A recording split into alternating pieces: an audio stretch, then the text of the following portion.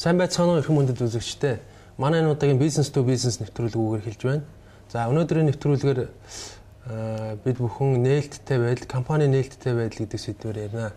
За өнөөдрийн нэвтрүүлгийн зочноор бол санхүү эдийн засгийн дээд сургуулийн багш, доктор, профессор Цэн Даюш багш оролцож байна. За танд энэ өдрийн мэнд хүргье.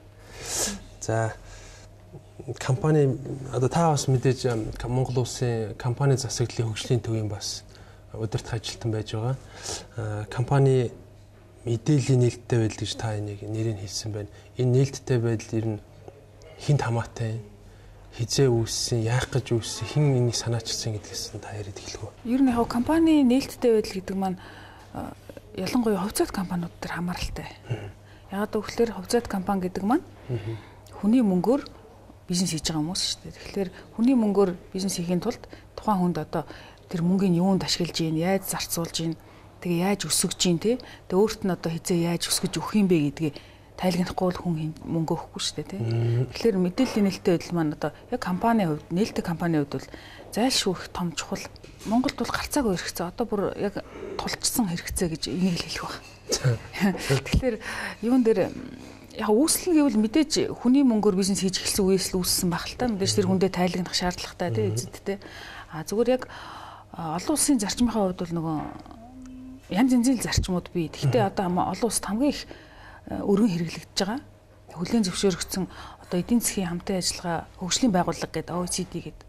Тэдний зарчим гэж байгаа компани засаглалын. Тэгээ тэр дотор нь болохоор одоо ийм мэдээллүүдээ ийм байдлаар нээлттэй тавих ёстой гэсэн нэг юм зарчим стандарт байна.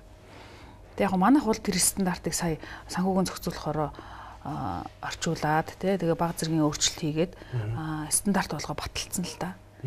Тэгээ одоо бол энийг хэрэгжүүлэх, мөрдүүлэх асуудал болж чухал байна. Мөрдүүлэх асуудал.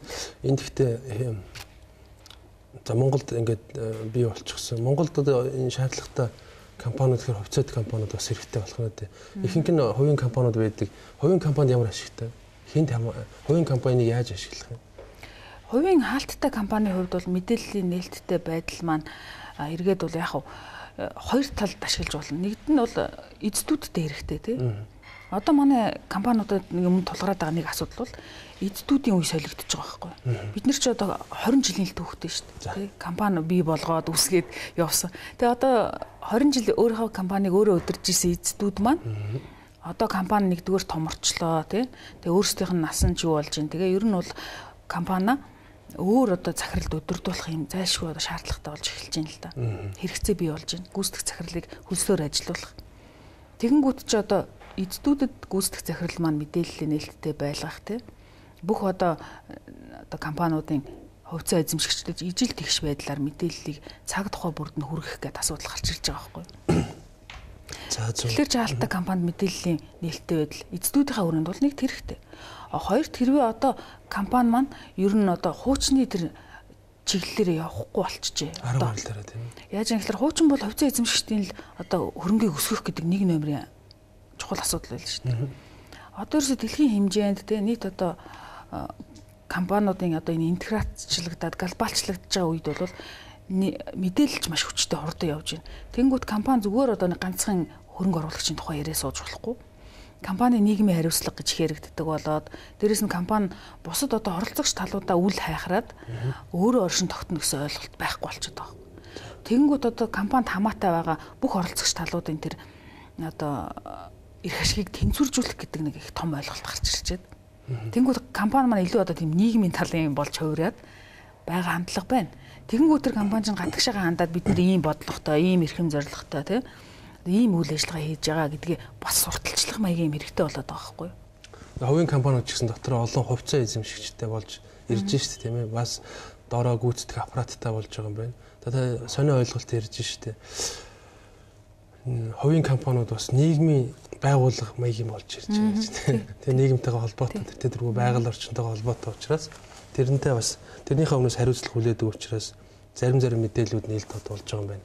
Мэдээж бол аппаратын хувьд бол мөнгөний ашиглаж байгаа хувь эзэмшигчдийнхээ өмнө бол яалтч хүнээлттэй мэдээлэлтэй байх хэрэгтэй байна. Шаардлагатай байгаа. За энэ та сая компани засаглалын кодекс батлагдсан гэдэг чинь тэр зөвхөн хувьцаат компани дээр батлагдсан баг тийм ээ. хувьцат компани хуулийн дээр батлагдсан баг тийм ээ. Кодексийг яг тэр дотор та жишээ нь яг ямар мэдээллүүдийг нээлттэй байлгах ёстой юм гэдэг талаас нь ингээд задлаад ярил. Ер нь бол кодекс стандарт өөр. Стандарт гэдэг маань бол хуулиас дээгүүр гэдэг тийм. Тэгэхээр манай анхны нэг буруу ойлголт байдаг. Хамгийн дээр хууль гэдэг юм шиг ойлгоод байдаг. Стандартанд орч байдаг юм шиг тийм. Нэг тийм ерөнхий хандлага байдаг. Тэгэхээр компаниуд дээр ч гэсэн ажиглагдаад ер нь бол яг үгээр компани бол хамгийн минимумдаа мэдээж хуулиа хэрэгжүүлсэн байх шаардлагатай. Тэгээд цаашаа үйл ажиллагаа. Хэрвээ танай компани үнэхээр мундаг юм бол ийм стандартыг хэрэгжүүлчихтэй. Тэгээд стандарт хэрэгжүүлсэн гэдгээрээ өөрийгөө илэрхийлнэ. Хөрөнгө оруулагчдынхаа өмнө, одоо түрүүний оролцогч талуудынхаа өмнө. Тэгэхээр тэр OECD-ийн тэр кодекс гэдэг байгаа юм маань ерөөсөө манай компани бол ийм сайн засаглалтай гэдгээл харуулах үзүүлэлт. Тэгээд тэр дотор нь жишээлбэл одоо мэдээллийн нээлттэй байдлын тухай байгаа л да. Тэгэхээр ямар мэдээллийг нээлттэй тавих уу гэд. За ер нь бол санхүүгийн мэдээлэл тэгээ санхүүгийн бос мэдээллийг нээлттэй тавих хэрэгтэй. Тэгээ манайхны одоо компаниуд ямар байна вэ гэхлээр би ч нодлоо үржин баахан судалгаа хийлээ энэ. Тэгээ одоо нээлттэй байх зайлшгүй шаардлагатай бүр хуульчлагдсан хувьцат компаниудын хувьд хүртэл мэдээллийн нээлттэй байдал асар муу байгаа манайд. Байгаа. Тэгээ одоо харагч хүндээ бүх юм эхэлж байна. Тийм тэгэхээр санхүүгийн жишээлх юм бол мэдээлэл манайх илт тавиад байна гэж бодоод байгаа байхгүй ил тавиад. Гэтэл одоо нэгдүгürt тайлан баланс нь санхүүгийн зорилттой гардаггүй. Манайхан жихэнх нь татварын зорилттой тайлангаал мөн санхүүгийн тайлантайгаа андуураад байгаа байхгүй. Андуурдаг ч юм уу одоо тоодгүй ч юм уу тийм. Нэгдүгээр татварын зорилготой тайл их гаргаж байна. Энэ хоёр ч хоёулаа өөр шүү дээ. Нэг нь татварын байгууллагт нөгөөх нь санхүүгийн буюу хөрөнгө оруулагчдад зориулсан тайлан. Тэгэхээр санхүүгийн тайлан нэгдүгürt яг одоо олон улсын стандартаар хийж сурах хэрэгтэй. За. Хөвшигтэй. Тэгээ дээрэс нь манайх ч одоо Эхлэн бодох бүртгэлийн тэр олон стандартууд нь бас олон улсын төвшнгөөс хоцорчжээ. Одоо манай дээр бас тэр Дэлхийн банкныхан бас үнэлгээ хийсэн юм дээр бас тиймэрхүү дүгнэлт гарсан байл. Тэгээд за санхүүгийн үзүүлэлтээс гадна санхүүгийн бус үзүүлэлтүүд гэж нэг юм байна. За тэр нь бол манайхны хувьд бол бүр ерөөсөө болоогүй. За тэр нь юу вэ гэхээр жишээлх юм бол одоо нээлттэй компани байлаа гэхэд хувьцаа эзэмшигчтэй ямар мэдээллийг тавих вэ гэхээр за нэгдүгээр тууз яаж ажиллаж чинь те. За манай төлөөлөл удирдах зүйл ийм хүмүүстэй. Энэ гишүүд маань одоо ийм мэдлэг боловсролтой, ийм сонирхлын зөрчилтэй компанид хичнээн хувь эзэмшдэг тий. Одоо өөр ийм газар давхар ажил хийдэг. Тэр хэвтэл тэдний одоо ойрын гэр бүлийнхнийхэн талаар ч гэсэн мэдээлэл баг байх шаардлагатай байгаа байхгүй. Тэгжий сонирхлын зөрчил гарч ирнэ. За тэгээд дээрэс нь гүйцэтгэх захирлын талаарх мэдээлэл айгүй дэлгэрэнгүй байх шаардлагатай. За тэгээд компани одоо тэр хувьцаа тий бусад одоо менежментийн талын мэдээлэл байх хэрэгтэй. За менежмент. Тийм манайхан болохоор менежментийг одоо тэр эрхэм зорилгоо бараг тавьдаг ч юм уу ч юм уу тэгээ орчиж байгаа хгүй стратеги бол нууц энэ. Гэтэл тэр чинь тавьж явах хэрэгтэй. За стратеги бол тавих хэрэгтэй байна. Стратеги тэр байтугай одоо ойрын үед хэрэгжүүлэх гэж байгаа одоо брендийн бодлого байд юм уу борлуулалтын тал дээр авах арга хэмжээ бодлого байд юм уу тийм. Эсвэл одоо ойрын жилүүдэд тулгарч болох эрсдлийн тухай мэдээллүүд хүртэл байж байгаа.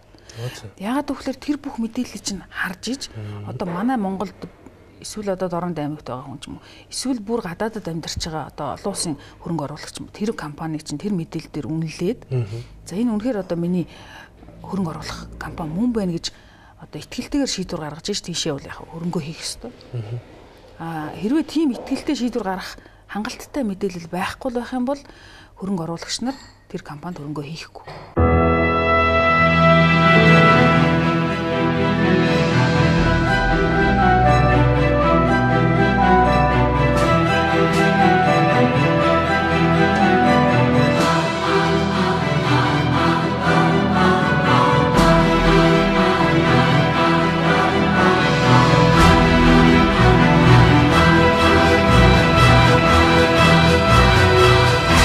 Is the home of the Mont Blanc manufacturer. За таашаа хэллээ. Энгийн иргэн дорнод байгаа хүн манай хувьцаат компаниудын хувьцааг худалдаж авахын тулд мэдээлэл сайн байх хэрэгтэй гэж. Гэхдээ эдгээр вебсайтанда олон мэдээлэл тавьсан байгаа. Тэр нь бол тэр компани хувьцааг худалдаж авах хэмжээний тийм бүрэн мэдээлэл байдгүй юм байна тий. Жишээ нь бол менежментийн мэдээлэл бол тийм төдийлөх байхгүй, стратеги бол вообще байхгүй юм байна. Таасаа хэлээ санхүүгийн мэдээлэл дотор бас зөвхөн татвар дөгдөг тайлангаа тавьдаг гэж байна. Яг нөгөө хөрөнгө оруулагч зориулсан тусгай хөрөнгө оруулалтын ашиг үр дүнгийн мэдээлэлүүд байдгүй юм шиг байна тийм. Тэгэхээр энийг та дэлгэрүүлээд нэмээд ярих уу? Одоо яага байдгүй юм бэ? Тэгээд эдгээр хувьцаагаа ингээд зарахын тулд ямар хэлбэрээр зард ард иргэдэд ингээд нээлттэй зарна тэд нар худалдаж авах гэж боддог юм. Ер нь бол яг мэдлэгийн хэмжээ бас тал бүрдээ хангалттай биш байна л да. Яг тэгэхээр манайх ч одоо саяхнаас л энэ компани засаглалын асуудал яригдж шүү дээ. Тэгээ хууль эрх зүйн орчин ч гэсэн юм бүрдээгүй байсан. Тэгээ одоо манай компаниуд маань ер нь бас томроод цаг нь болж байна л да. Өмнө нь бол одоо нээлттэй олон нийтэд гараад тий олон нийтээс мөнгө босгох гэдгийг ач холбогдлыг бас сайн ойлгохгүй байсан байж магадгүй нэг талдаа. За дээрэс нь ер нь компани томрохлоор зайлшгүй одоо олон нийтэд гарах юм байна. За ялангуяа олон улсын зах зээл дээр гарах юм байна гэдгийг мэдчихвэл тэдний одоо шаардлагаар л мэдээлэл тавих хэрэгтэй бол.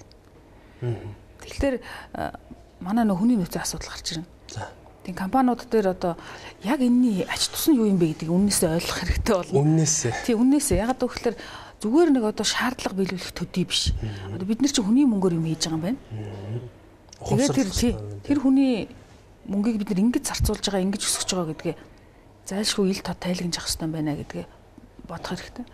Дээрээс нь энийг хэрэгжихэд бас манай орчин нөлөөлөд байна л да. Бизнесийн орчин. Одоо бизнесийн орчин гэхэд жишээлбэл авилгал байна тийм үү? Авилгал автцсан өгцөн компани бол одоо мэдээллийн ил тод тавихад хэцүү шүү дээ. Тэгэхээр чинь мэдээлэл ил тод өмнөрөө явахад бас нэг хэцүү юм гараад ирчихэж байгаа тийм байна. Энэ ч бас том чинь ингээд өрсөлдөөн бий болох юм бол бас том өрсөлдөөний давуу тал болох нь шүү дээ. Бүх мэдээлэл тавьсан компани гэдэг бол итгэхэд бүр коммун хялбар ирээдүйтэй ашиг орлого нь олох нь ойлгомжтой болж таарах нэ тийм ээ. Яг одоо үед бол. Ер нь бол компани засаглалч их утгаараа хэрэгжүүл тийм нээлттэй байдал ингээ бүрэн бүтэн яг үн зөөр явах юм бол ер нь компани засаглалч өөрөө авилгалын одоо яг нөгөө антидот нөхгүй. Тийм. Тэгэхээр одоо мэдээллийн нээлттэй байдал гэдэг бол авилгал байх боломжгүй л гэсэн үг. Боломжгүй. Дээрээс нь бас үр ашиггүй байдлын яг эсрэг юм нь байхгүй. Хяналттай байх. Тийм. Одоо хин нэгэн менежерийн тийм хин нэгэн гүйцэтгэх захирлын дур зоргоор тэр хүний үзэл бодлоор компани явах гэхээсээ илүү олон нийтийн хяналтанд орчиж байгаа учраас нөгөө хүн чинь нөгөө баг чинь сайн ажиллах тал руу аюух анхаарч эхэлнэ гэсэн үг тийм. Тэгэхээр бас компанидаа ч ашигтай. За та энэ үр дүнг нь үнэхээр сайхан хэллээ тийм ээ. Ямар нэгэн байдлаар аль талдаа тайван бүх мэдлэг чадвар бол бүтээмжийн төлөө хөгжлийн төлөө явах нь шүү дээ тийм ээ. За манад ийм компаниуд байна уу? Та заавал одоо ингээ ирээдүйд бий болно гэдэг хас одоо нэр дуртахчтай хаашаа ер нь байгаа юу? Ер нь бол байгаа. Манад бол гайгүй их одоо стандарт руу явж байгаа их зөв одоо бүтэц бий болгоцсон байгаа компаниуд байгаа. Ихтэй цөөхөн. Цөөхөн тийм. Тэгэхээр ер нь компани засаглал гэдэг маань өөрөө одоо гурван талаас тодорхойлогддог байхгүй. Нэг талаас бол юу гэхээр компани одоо өөрийнхөө нөө менежментийн юм уу удирдлагын бүтцийг бий болгох хэрэгтэй тийм. Тэгээ бүтцээ зөв хийх одоо ингээл удирдлага хамгийн топт нь хэн байхын дараа нь яаж салбарлах явхан компаниуд нь яаж байрлах юм. За дараа нь бүтцээ хийсний дараа тэр одоо эдгээр чинь хоорондоо ажиллахын тулд бүх одоо компани дүрм тий туузын журам тэгээ одоо хүмүүсийн одоо албан тушаал дээр байж байгаа хүмүүсийн хийсэн гэрээ тэгээ тэр хүмүүсийн одоо ажил үүргийн хуваар гэх бүх юм тодорхой цаасан дээр буусан байх ёстой. За тэгснийхаа дараа нөгөө компани чинь систем болж ажиллахын тулд нөгөө дүрм журмаа хэрэгжүүлдэг баг. Тэгэх юм бол компани яг амьд систем болоод үр ашигтай. Тэгээд өөрөө систем болоод ирэхлээр хамгийн үр ашиггүй юм өөрөө шахаж гаргадаг. Тэгээ өөрөө үр ашигын төлөө явдаг тийм бүтэц бий болно. Тэгэхээр манай дээр бол одоо компаниуд юун дээр алдаад байна гэхээр зарим компани бүтцээ хичнээн том баян компани гэсэн бүтцээ бий болгож чадаагүй компани. Яаж юм гэхээр эзэн самаралтай. Нөө эзэн 20 жил удирдах ирсэн бүх юмд гараа өсгөх зурдаг байсан. Тэгээ одоо нөө эзэн байхгүй 10 хоногт л бүх одоо шийдвэрүүд аварчдаг. Тэгээ нөгөө компани ерөөс ажил хийх болохгүй, боломжгүй шийдвэр гаргахгүй. Тэгэхээр хичнээн том компани хүртэл тийм хэлбэртэй байна. Эсвэл юун дээр алдаж байгаа манайхан бүтцээ гайгүй хийчихэд тэр цаасан дээр алдаад байна. За компани дүрм, журам тэр бол цаас гэж манайхаа их боддог байхгүй. Гэтэл тэр чинь яг цагаа тулаад ирэхээр бүх компаниг ажилуулдаг ганц механизм нь. Багж. Тийм. Тэгээ дээрэс нь хэрвээ янз бүрийн асуудал үүсэх юм бол маргаан шүүхт үүсэх юм бол тэр бүхнийг яаж шийдэх вэ гэхээр хуулиар биш шүү дээ. Манайхан бол хуулиар гэж ярьдаг байхгүй компани. Гэтэл компани үйлчин тэр хамгийн доор стандарт байхгүй. Тэр доор байж байгаа юм. Тэр доор байж байгаа юм тэр дээдлийн нарийн юм одоо шийтгэхэд ашиглахад бол их бүдүүлэг байгаа байхгүй. Тэгэхээр болж игэл компаниуд одоо өөрсдөө дүрмтэй, өөртөө тохирсон журамтай, эзэдүүд нь өөрийнхөө одоо тэр хүсэл сонирхол юм оруулсан тэр бичиг баримт журмуудаа боловсруулах юм бол тэр компанидэр гарсан маргаан шийдвэр янз янзын асуудлууд бүгд тэрүүгээр шийдэгдэнэ. Дотроо. Тий. Олон улс шүүхтэр очсон ч гэсэн. Шүүхтэр очсон ч гэсэн одоо ингэж байгаа шүү дээ. Компани дүрмэнд өөрөөр заагаагүй бол ингэж хуулиар шийднэ гэж байна шүү дээ. Яг зөв. Тэгэхээр дүрмэн дээрээ байгаа байхгүй. Тэрийг л одоо ойлгоод дүрмээ маш сайн анхаарал болж игэл одоо хөдөлгөөн болгоныг тэнд оруулж өгөх хэмжээний нарийн стандартыг уг нь бол компани дотроо хийх хэрэгтэй байхгүй. Яг зөв. Урдны нэвтрүүлэгч бас нэгэн талаар ярьсан те. Ингээд судалгаа хийсэн залуу байгаа юм. Монголын компаниудад те. Тэгээ судалгаа хийгээд бүх проблемуудыг ингээд цуглуулад анализ хийхлээр бүгдээрээ эзэнтэй нь холбоотой. Тэгээ эзэдүүдийн ингээд судлаад үзэхлээр нөгөө л мэдлэг чадвар дутсан тийм ээ, хүмүүжлэн дутсан, зан характер нь дутсан тиймэрхүү шалтгаануудаас болсон байна л гэж гарч ирлээ л дээ. Тэгэхээр энэ дараагийн халлаа гоё боловсролтой залуучууд ирж байгаа гэж ойлгуулсан бас. Тэр энэ дүрм журмын асуудлуудыг бол яг ингэж хийж явах зүйтэй гэж бид нар бас ойлгосон байна. Тэгээд за одоо хоёулаа ингээ хаалттай компаниуд бол иймэрхүү хэлбэрээр нээлттэй одоо мэдээллийн хэлбэрийг бий болгож болох юм байна. Ховцоод компаниуд бол бүр зайлшгүй сайн хэлдэг шүү дээ. Санхүү дотор нь бол асуудал байгаа юм байна. Санхүү нь таашаа ингэж гарах хэрэгтэй байна. Менежмент стратеги нь ингэж гарах хэрэгтэй байна гэдээ хэлээд өгчлөө. За мэдээж энэ бас адилхан л та. Энэ төрийн өмчийн компаниуд гэдэг нэг юм том асуудлууд хоёлоо яриа. Одоо төрийн нээлттэй байдалтай, төр засгийн байгууллагуудын нээлттэй байдал. Энэ дээр одоо ямар хууль тогтоомж одоо энэ яг компани засгийн хуулиар ингээд шийдэгдэж болохоор юм байна. Төрийн байгууллагуудын нээлттэй байдлыг яаж зохицуулах талаар танд мэдээлэл байна. За би бол төрийн өмчт компанийн тухай илүү ярих гэж бодож байна л да тий.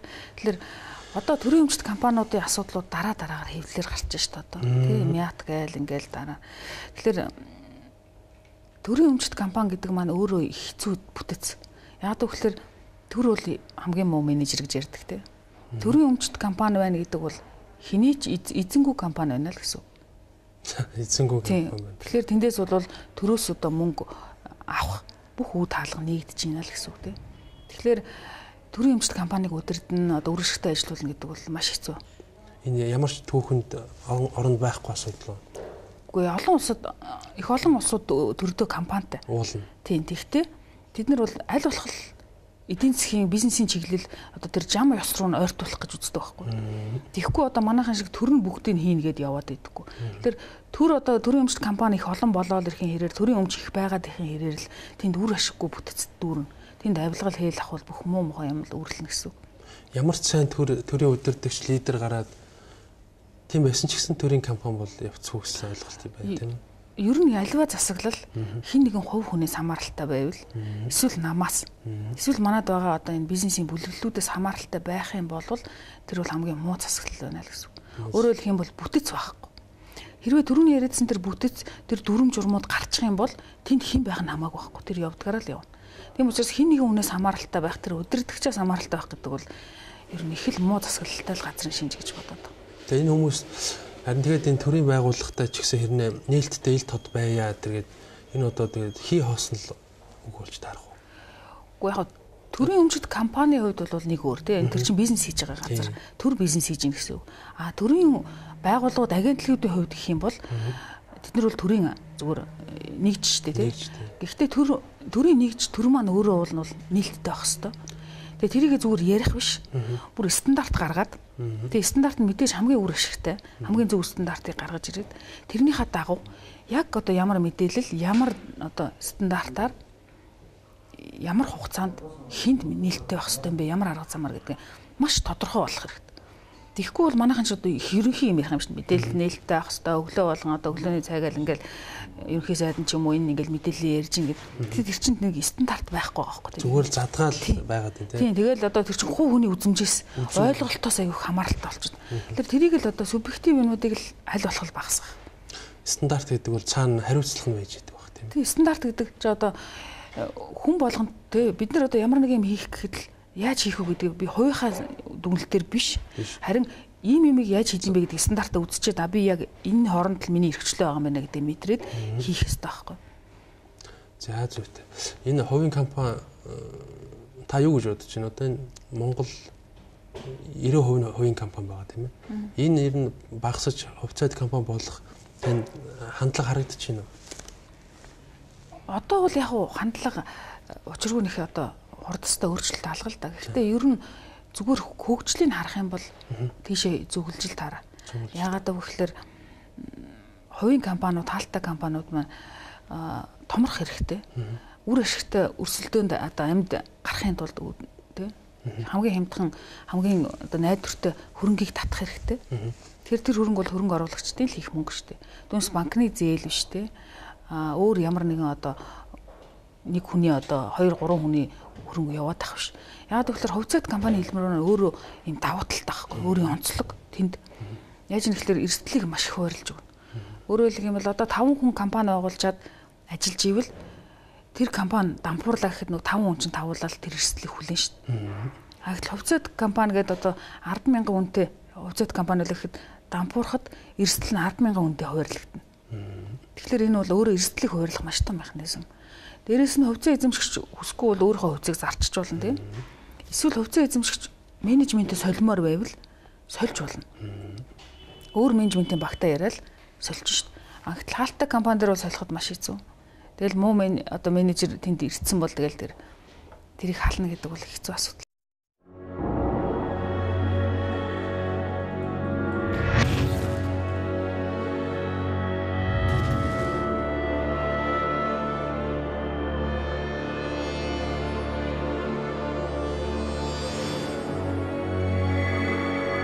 Reservation has been made, sir. You're welcome. 225 West Street. Reference number NR67.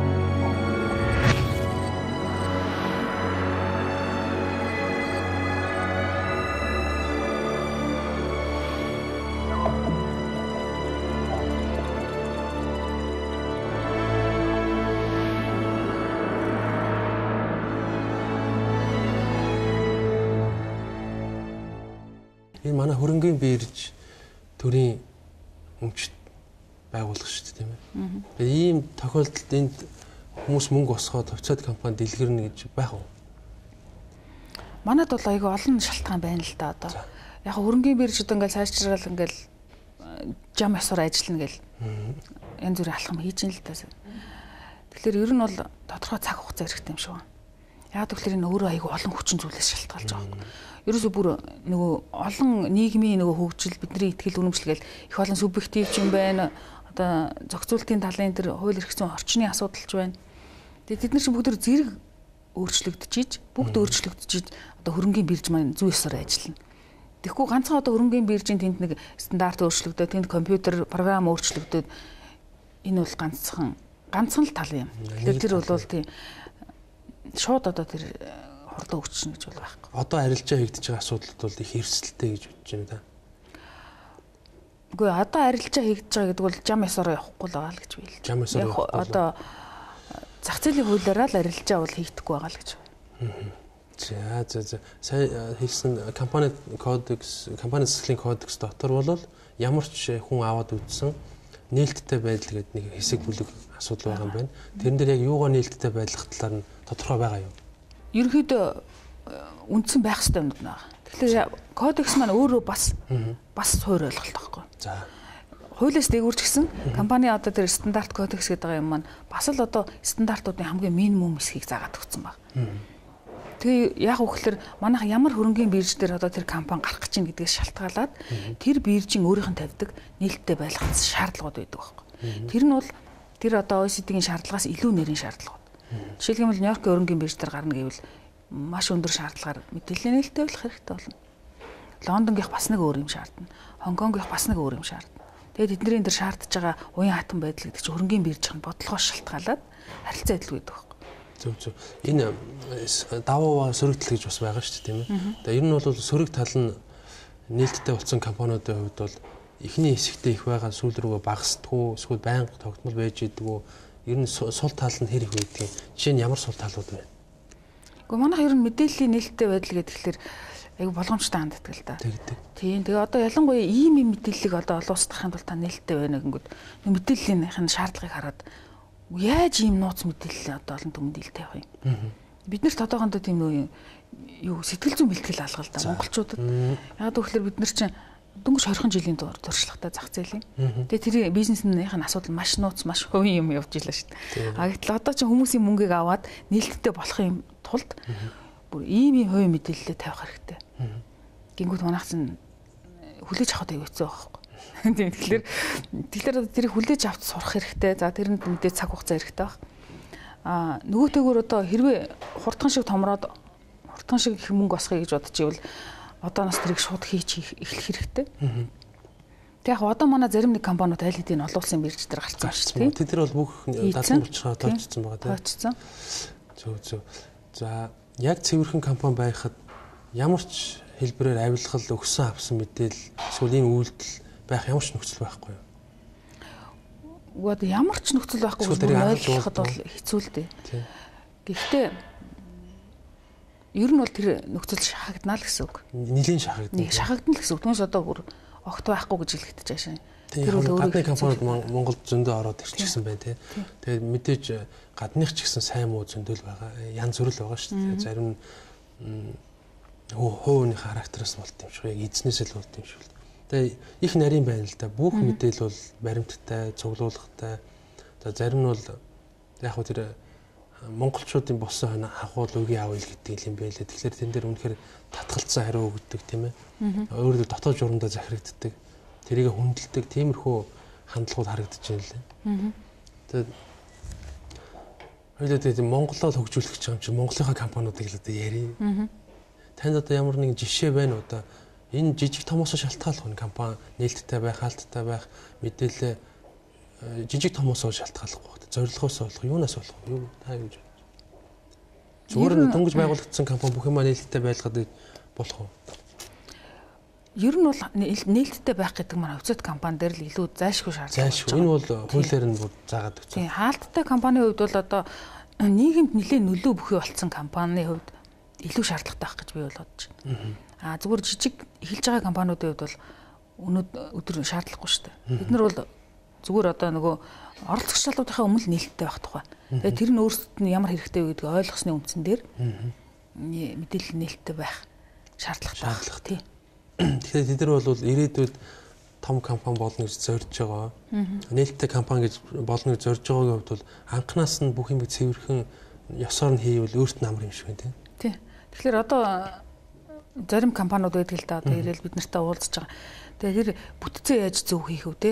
Хууль дүрм журмаа яаж хийх юм бэ? Бид нар одоо анханасаа ингээ хил амгүй те анханасаа янз бүрийн асуудал үүсэхгүй ингэж явахын тулд хоорондоо ч гэсэн те бие бинийг ойлголцож явахын тулд яаж явах юм бэ гэдэг дүрмээ яаж хийх үү гэл ингээл асуугаад ирж байгаа байхгүй. Сайн нэгтлэн бод бүртгэлийнхээ асуудлыг яаж хийх вэ? Тийм одоо бүртгэлийн анханасаа яаж зөвөгдөх юм? Бүртгэлийн ямар бодлого байх ёстой юм те? Тэгэхээр анханасаа мэдээ зөв эхэлжүүл зөв явна. Тэгэхгүй одоо манай түрүүний ярьсан шиг нөгөө том компаниуд эсвэл их томорцсон эсвэл одоо тодорхой хэмжээнд хүрсэн энэ компаниуд маань маш их том бизнестэй болоод маш их орлоготой мөртлөө ямар ч бүтц байхгүй. Бүтц нь маш буруу зохион байгуулалттай. Тэгэл нэг хүнээс хамааралтай. Тэгээ эсвэл одоо гэр бүлээс хамааралтай байж болно. Гэхдээ гэр бүл ч гэсэн одоо компани зөв бүтцжүүлэхгүй бол дараа нь өөрсдөд нь л хэрэгэл маш хүнд байдал үүсэж байгаа байхгүй. Зөв. За ер нь бол нээлттэй байдал гэдэг сэдвийн гол мөн чанаруудыг хоёулаа бараг ярьчлаа гэж тооцож байна. Та саяхан нөгөө компани засаглалын сэдвээр доктор хамгаалсан шүү дээ. Энийг би нэг хэлэхгүй болохгүй байх гэж Монголд ганц анхны ийм хамгаалсан сэдв байгаа компани засаглал гэдэг. Энэ сэдвийн талаар та ярих уу? Яг ямар сэдвээр яаж хамгаалсан? Тэр чинь ямар ашигтай байгаа юм одоо нийгэмд ямар нөлөө үзүүлэх юм? Би ихлээр ер нь компани засаглалын асуудлыг судлаад одоо 2005 оноос хойш судалсан л да. Тэгээ энэ чиглэлээр бас нэг ном гаргаад тэгээ дээрэс нь одоо компани засаглалын хөгжлийн төвд 4-5 жил ажиллажлаа. Тэгээ бид нар бол одоо компаниудыг яг туузын гишүүдэд зориулсан сургалт хийж байна тий. Одоо энэ компани засаглал гэдэг ойлголтыг л хүмүүст хүргэх гээд байна шүү дээ. сургалт хийж байна. Одоо жил болон компани засаглалын форум зохион байгуулж байна. Тэгээ гадаад дотоодын хөрөнгө оруулагчдыг тэгээ засаглалтай холбоотой хүмүүсийг урьж ирүүлж байна. За тэгээ тэр засаглалын стандартад хөгжсөн газруудын багш нарыг бас урьж ирүүлж хичээл оруулж байна. Тэгээ ингээд яваад тахлаар ерөнхийдөө бол манай Монголын нөхцөл байдал ямар байна вэ? Бид нэр одоо яг ямар замаар нь явах хэрэгтэй бэ гэдэг тэр зайлшгүй судалгаа хийх бодох шаардлагатай болж байгаа юм л. Тэгээ би Монголын компани засаглалыг сайжруулах арга замууд гэх сэдвээр сая өнгөрсөн одоо энэ 6 сар доктор хамгаалсан. Тэгээ яг энэ бол анхны яг энэ сэдвэр хийсэн байсан учраас нэр томьёоны асуудлаас хүсвэл зөндөө асуудал байсан. Тэгээд зөв ойлголцох одоо ойлголтын зөрүү тэгээд нэр томьёог зэгцлэх энэ төр гэдэг л асуудал байсан. Монгол компани засаглалыг хөгжүүлэх арга замууд гэсэн тийм. Ямар арга зам бэ? Одоо цогцоор нь авч үзвэл энэ өөрөө их том сэдвэл дээ. Ерөнхийд ингээд базаад хэлвэл нэг гол аргачлалууд байгаа шүү дээ. Одоо ингээд хэллээ шүү дээ. Одоо 20 жил явцсан том компаниуд байна. Тэгээд бүгдээрээ ингээд дунд нь өчнөө бол ингээд асуудалд хутгалтчихсан байгаад байгаа. Тэгээд эзэдүүд нь ингээд хөшөрчихсэн байгаад байгаа. Хүлээж авдаг хүмүүс байгаад байгаа. Гэхдээ тэднэрт ийм шаардлага ирээд байгаа шүү дээ. Тэгээд энэ та эдрийг ингээд ийм компани одоо аргачлал гэхээр хамгийн түрүүнд сургалт санаанд орж байна тийм сургалт хөгжил боловсрол оюутан залуучуудаа бэлдэх гэдэг яг механик аргачлал байна үү? Яг ер нь бол нэгдүгürt хууль эрх зүйн орчноо сайн болгох. Яаж? Тийм хууль эрх зүйн орчныг одоо яг одоо хуулийн чи одоо байгалийн тий одоо эдийн засгийн одоо нөгөө цаад жинхэнэ хуультай зохицуулж дагуулж хийхгүй бол тэр хууль хэрэгжихгүй шүү дээ. Тэгэхээр аль болох хүний арин шинтэй тохирсон одоо тий тэгтээ компани засаглалыг сайжруулах чиглэлийн тэр хууль журмуудаа сайн болгох. Нэгдүгээр тхийн тулд одоо энэ агентлагуудад ажиллаж байгаа энэ мэрэгчлэлтэнгүүдийн асуудал боловсролын асуудал аягүй чухал байна. Одоо тэгээ агентлагуудын тэр бид нартай одоо холбогдоод ажиллаж байгаа энэ агентлагуудын чиг үүргүүд давхцахгүй өөрсдөө өрцгөө чиглэл тэгсэр нөө уялдаатай байх гэдэг асуудлыг айгуу сайн авч үзэх хэрэгтэй. Тэгвэл эдгээр чинь нөө тусуулахаас усуулах нь их болоод байгаа байхгүй. Тэг болоод байна. Тийм авилгалын үүр болоод байна. Бодлого одоо хэрэгжүүлэгч гэдгээсээ илүү жижиг юмруу дахиж ордог эсвэл одоо үсрээд өөр нэг юм хийчдэг ч юм уу. Ийм асуудлууд их харагдчихээн л да. Тэгээ нэг талаар энийгээ зэгцлэх. Нөгөө талаас одоо хөрөнгө оруулагч болох гээд байгаа ард түмэн Монголын одоо энгийн хүмүүс байна тий. Тэгээ мөнгө хийх гээд байж байгаа энэ хүмүүсийнхаа боловсролыг дэвшлүүлэх. Одоо санхүүгийн мэдлэгийг дэвшлүүлэх шаардлагатай. Хөрөнгө оруулагч гэдэг маань зүгээр шуурд очивол зургтын рекламд итгэл одоо Анаад банкны хувьцаг гүйцэтгэж авчдаг байхгүй тулд тэр хүн чинь анхны нэг логиктой байх. За тэгээ хүн болгон мэдээж нарийн бүх юмыг мэдэх албагүй. Тэгэхээр тэднэрт чинь заадаг, зөвлөдөг тэр санхүүгийн хөндлөнгийн байгууллагууд бий болох хэрэгтэй байгаа байхгүй. Тэгэхгүй манайх чи эсвэл төрийн байгууллага, эсвэл бизнесийн байгууллага болчиход байна шүү дээ. Тэр хоёрын дунд оршдог санхүүгийн шинжээчд тий зөвлөгөө өгдөг газрууд хувь хүмүүсийн одоо тэр хөрөнгө оруулалтыг өдөрдөн зохицуулдаг тий тэр хөрөнгө оруулалтын сангууд гэдэг ийм юмнууд байх хэрэгтэй байхгүй. Тэр энэ чи одоо санхүүгийн дид бүтц гэж хэлээд байна. Тэгээ энэ дид бүтцээ бий болох шаардлагатай. За тэгээ нөгөө талтай болохоор одоо нөгөө бизнесүүдээ тэгээ бизнесийн одоо орчинд ажиллаж байгаа хүмүүсээ бизнесийн эзэдүүдтэй энэ ойлголтыг сайн өгөх хэрэгтэй. Тэгэх юм бол ингээ гурван талаас одоо юм бүрдээд нөгөө механизм маань ажиллаж эхлэх гэдэг. Тэгэхгүй ганцхан талын ярихлаар нөгөө хоёр нь үлдчихэд байгаа байхгүй. За маш олон хүчин зүйлүүд байгаа хаа.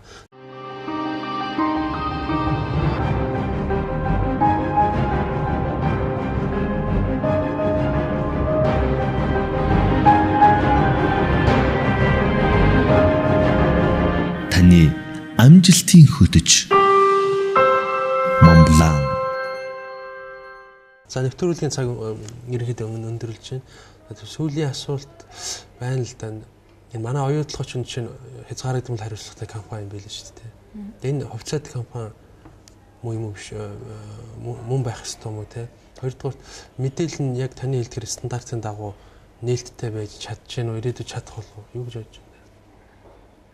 Оюу толгой дээр бол одоо маш олон асуудал хэрэгтэй байна л да. Тэгэхээр оюу толгой одоо би оюутнуудтайгаа судалж байгаа. Яг оюутлогын одоо бүх юмнуудыг магистрийн оюутнуудтайгаа нийлээд тэгээ бид нар одоо оюутлогын тэр одоо хөрөнгө босгох үедээ өөрсдийн гаргаж ирсэн тайлан тэгээ манад одоо энэ гарч байгаа мэдээллүүд хэр үнийн одоо хүмүүс одоо сэтгэлийн хөдлөлөөр хандаад байна уу?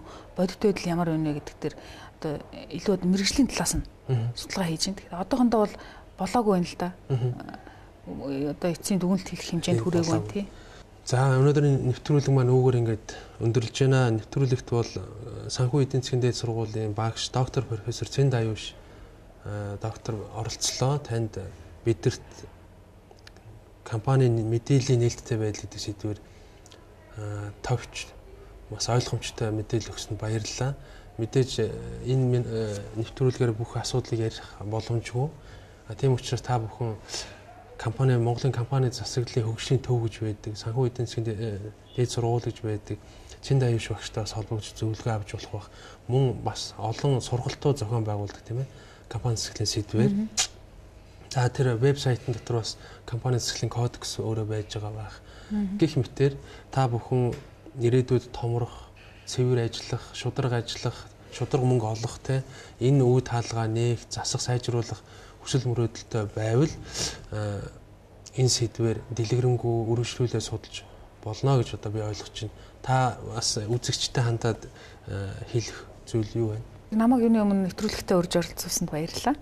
За тэгээд ер нь бол компани энэ нэвтрүүлгийг бодвол компани тэгээ бизнесийн сонирхолтой хүмүүс үздэг байх гэж бодож байна тийм. Тэгэхээр ер нь компани засаглал гэдэг ойлголт маань өөрөө маш олон төвшөнд хөрвдөг. Жишээлбэл төрийн засаглал, компани засаглал, за тэгээд хувь хүн дээр хүртэл очиод хөрвж болно.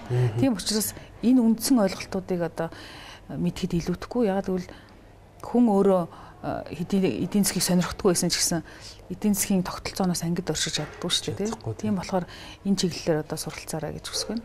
За баярлалаа. За их хүнд үзэгчтэй дараагийн нэвтрүүлгээр уулзлаа түр баяртай.